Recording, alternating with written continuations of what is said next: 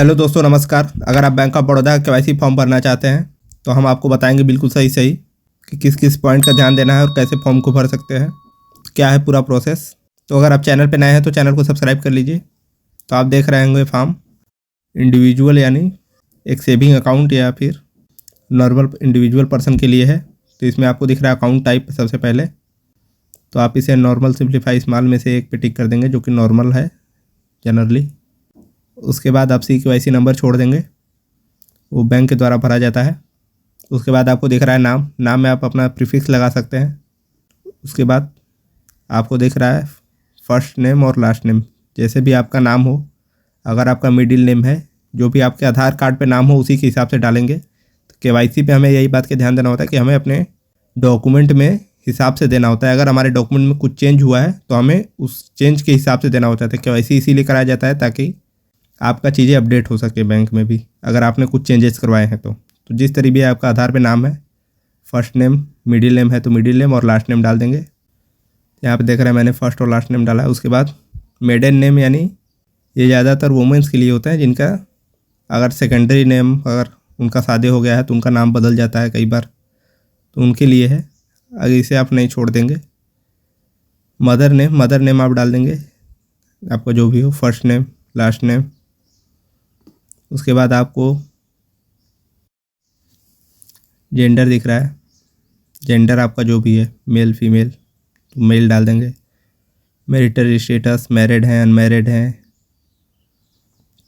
तो अनमैरिड हैं तो अनमैरिड कर देंगे। और उसके बाद सिटीजनशिप में इन इंडिया के हैं तो इंडिया, नहीं तो आपको अदर में उसका कोड डालना होगा। जैसे इंडिया का शॉर्ट फॉर्म IN है वैसे हर जगह का होता है।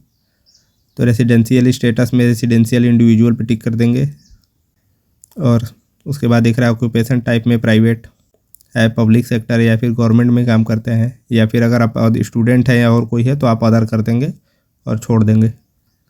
तो आपको दिख रहा है additional detail require if mandatory only if tickable, यानी ये जो रेसिडेंट है यानी और कहीं भी आप टैक्स पे करते हैं, अगर उस पर क्लिक किए हैं तो आपको ये भरना है, तो हम उसे खाली छोड़ देंगे। नीचे आपको दिख रहा है सिटी ऑफ बर्थ या प्लेस ऑफ बर्थ, आप उसे डाल देंगे। और नीचे कंट्री नेम दिख रहा है वो डाल देंगे इंडिया।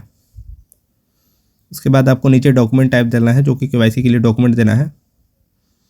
तो आपको दिख रहा है कि पहला आधार जो मैंडेटरी है तो आप डॉक्यूमेंट नंबर में डाल देंगे, आपको दिख रहा है डॉक्यूमेंट नंबर। उसके बाद इशूइंग अथॉरिटी में UIDAI, जो कि आधार को इशू करता है, UIDAI आप लिख देंगे। उसके बाद बाकी खाली छोड़ देंगे, date of issue, place of issue, इन सबको खाली देंगे। आइडेंटिटी प्रूफ में हो सकता है तो आप टिक कर दें, वरना तो रहने दे सकते हैं।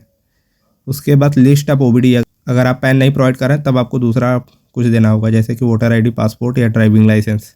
तो पैन दे रहे हैं तो हम इसे छोड़ देंगे, आपको और कोई डॉक्यूमेंट नहीं डालना है, आधार और UIDAI डाल के छोड़ देंगे। और फिर नीचे आ जाएंगे डिटेल ऑफ रिलेटेड पर्सन, तो आपको ये भी खाली छोड़ देना है। ये उस डालना है जिन्हें आपको, यानी आपको कोई रिलेटेड पर्सन भी आपके बैंक में है तो उसके लिए है, हालांकि इसे हम खाली छोड़ देंगे, इसकी कोई आवश्यकता नहीं होती है। उसके बाद नीचे आ जाएंगे KYC document bye related party, ये भी उसी के लिए है कि अगर आप किसी का नाम दे रहे हैं तो उसके लिए है। तो आप सीधे अब आ जाएंगे एप्लीकेशन डिक्लेरेशन में, जिसके आपको नीचे यहाँ पे डेट डाल देना है, जिस डेट को आप फॉर्म सबमिट कर रहे हैं। और प्लेस में आप ब्रांच का नेम भी डाल सकते हैं या फिर अपना सिटी नेम डाल सकते हैं। अगर आपका बैंक का ब्रांच जहाँ है वहाँ का प्लेस ना डाल सकते हैं या फिर अपना सिटी ना डाल सकते हैं। उसके बाद यहाँ पे सिग्नेचर कर देंगे। तो ये आपका पूरा फॉर्म कंप्लीट है, इसके अलावा आपको कुछ भरना नहीं है। इसमें देख लीजिए ऊपर से नीचे एक बार, तो यही फॉर्म है। इस तरीके से आप भर के इसको आधार और पैन कार्ड के साथ आप सबमिट कर देंगे। तो ऐसे ही वीडियो के लिए चैनल को सब्सक्राइब कर लीजिए और वीडियो को लाइक और शेयर कर दीजिए।